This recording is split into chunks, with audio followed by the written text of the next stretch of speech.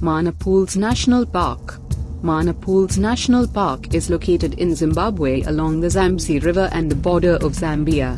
The park covers an area of 2,612 square miles, 6,766 square kilometers. This broad plain area generates a series of lakes during the rainy season. As the waters begin to recede, the remaining pools become excellent game viewing locations as wildlife flocks to these natural watering holes. It is these remaining pools that draw the animals and create this spectacular game viewing setting. The Mana pools were combined with the Sapi Safari Area and Chewa Safari Area to create a single UNESCO World Heritage Site in 1984.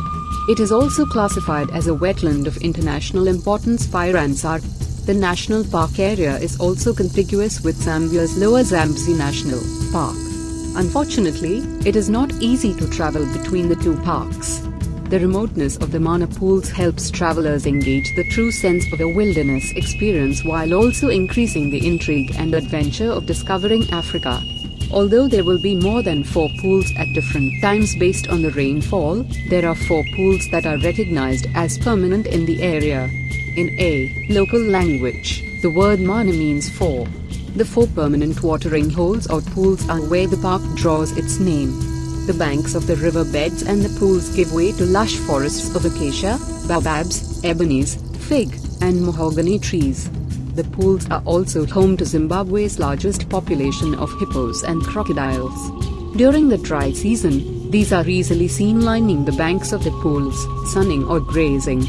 The dry season brings herds of elephant, buffalo, zebra, eland, waterbuck, antelope, and other ungulates to the pools for drinking water.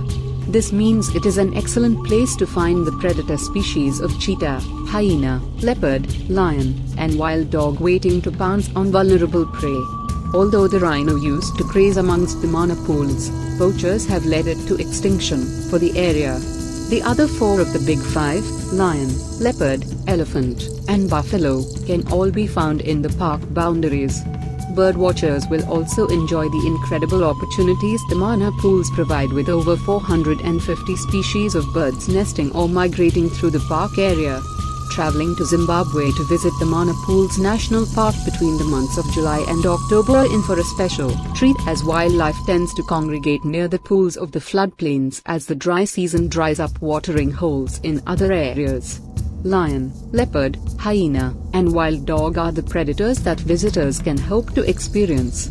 Elephant, zebra, buffalo, hippopotamus, and crocodile are some of the more popular game species that visitors can hope to see. One of the unique features of a Mana Pools experience is the ability to encounter and view wildlife from both the land and water. This gives stunning views of the dramatic landscapes as well as different views and perspectives of the wildlife. This increases your chances of seeing more and different wildlife species. These watering holes are tremendous places to witness wildlife congregating to drink, eat, and survive. For some, the water is life-sustaining, whereas for others it serves as a trap by pending predators watching for every opportunity to catch their next meal. Tips for your visit. The best time to visit is during the dry winter months, June to September, when vast herds of migratory animals are attracted by the park's permanent pools. From January to March, many of the accommodation options in the park are closed for the rainy season. Roads may become impassable during this time, and visiting is not recommended. A daily conservation fee is charged at $20 per international visitor. Discounts of more than 50% are available for Zimbabwean nationals.